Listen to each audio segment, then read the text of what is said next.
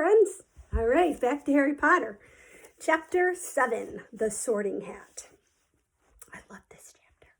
Okay, the door swung open at once. A tall, black-haired witch in emerald green robes stood there. She had a very stern face, and Harry's first thought was that this was not someone to cross. "The first years, Professor McGonagall," said Hagrid. "Thank you, Hagrid. I will take them from here."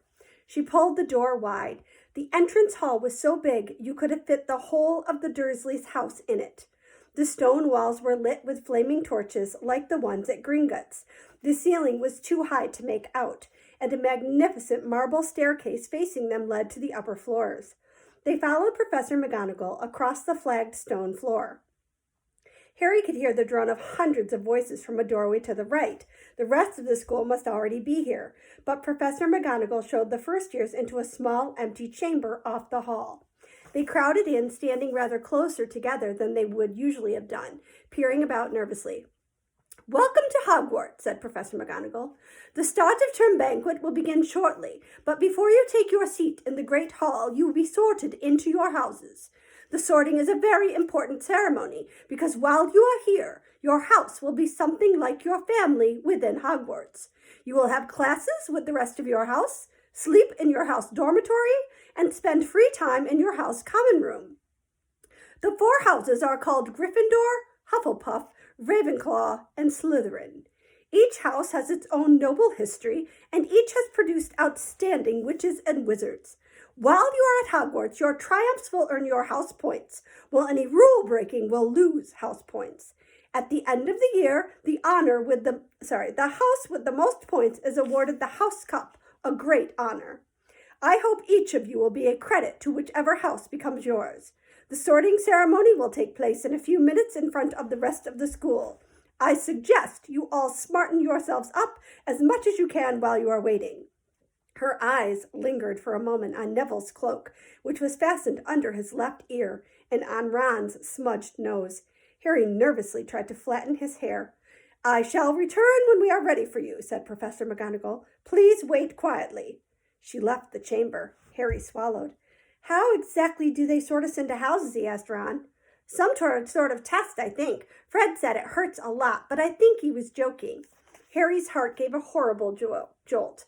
A test in front of the whole school? But he didn't know any magic yet. What on earth would he have to do? He hadn't expected something like this the moment they arrived. He looked around anxiously and saw that everyone else looked terrified too. No one was talking much except Hermione Granger, who was whispering very fast about all the spells she'd learned and wondering which ones she'd need. Harry tried hard not to listen to her. He'd never been more nervous, never. Not even when he'd had to take a school report home to the Dursleys saying that he'd somehow turned his teacher's wig blue. He kept his eyes fixed on the door. Any second now, Professor McGonagall would come back and lead him to his doom. Then something happened that made him jump about a foot in the air. Several people behind him screamed. "What the?" he gasped. So did the people around him. About 20 ghosts had just streamed through the back wall. Pearly white and slightly transparent, they glided across the room, talking to one another and hardly glancing at the first years. They seemed to be arguing. What looked like a fat little monk was saying, "Forgive and forget, I say. We ought to give him a second chance." "My dear Friar, haven't we given Peeves all the chances he deserves? He gives us all a bad name, and you know he's not really even a ghost. I say, what are you all doing here?" A ghost wearing a ruff and tights had suddenly noticed the first year. Nobody answered. "New student," said the fat friar, smiling around at them. "About to be sorted, I suppose." A few people nodded mutely. "Hope to see you in Hufflepuff," said Friar. "My old house, you know." "Move along now," said a sharp voice. "The sorting ceremony's about to start." Professor McGonagall had returned. One by one, the ghosts floated away through the opposite wall. "Now, form a line," Professor McGonagall told the first years, "and follow me."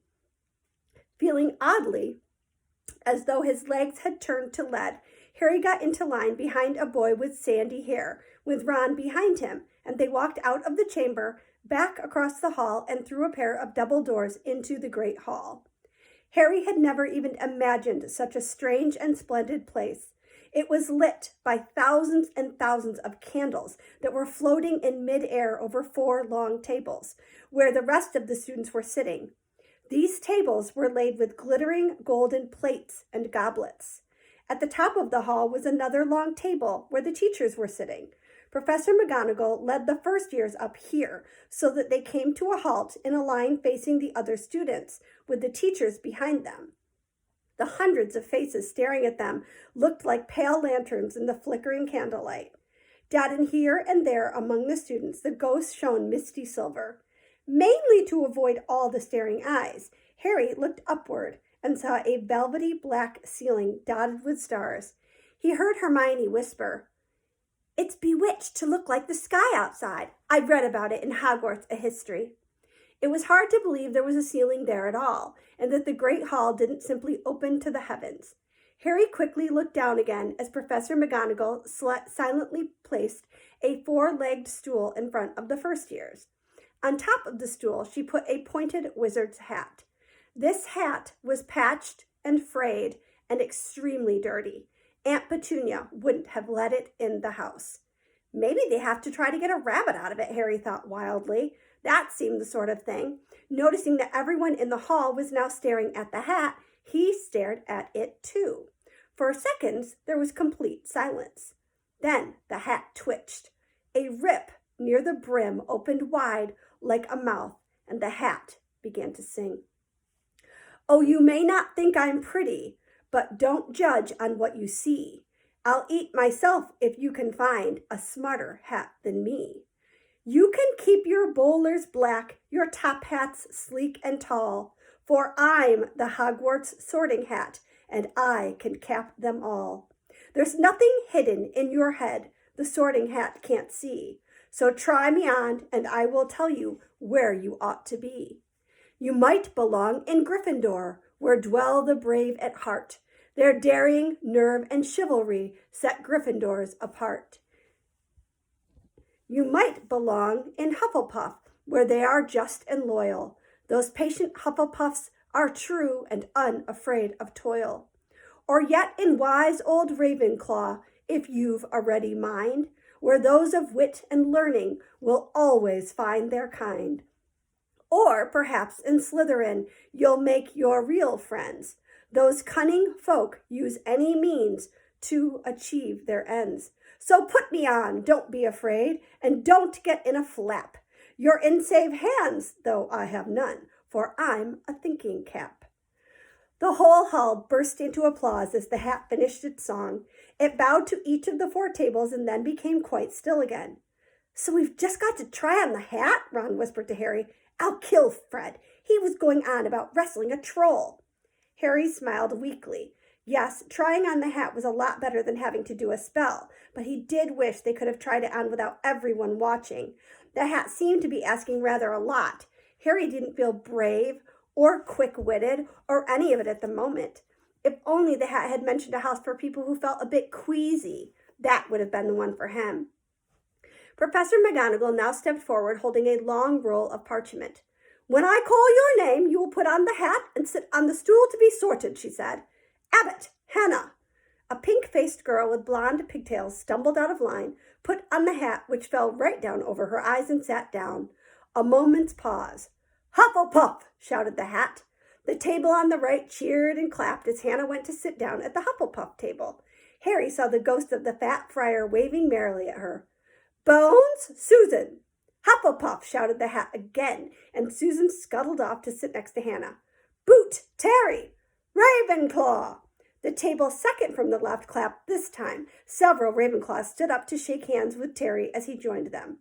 Brocklehurst Mandy went to Ravenclaw too, but Brown Lavender became the first new Gryffindor, and the table on the far left exploded with cheers. Harry could see Ron's twin brothers catcalling. Bulstrode Millicent then became a Slytherin.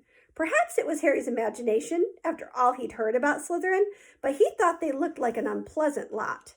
He was starting to feel definitely sick now. He remembered being picked for teams during gym at his old school. He has always been last to be chosen, not because he was no good, but because no one wanted Dudley to think they liked him.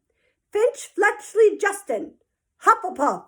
Sometimes Harry noticed the house shouted out the house at once, but at others it took a little while to decide.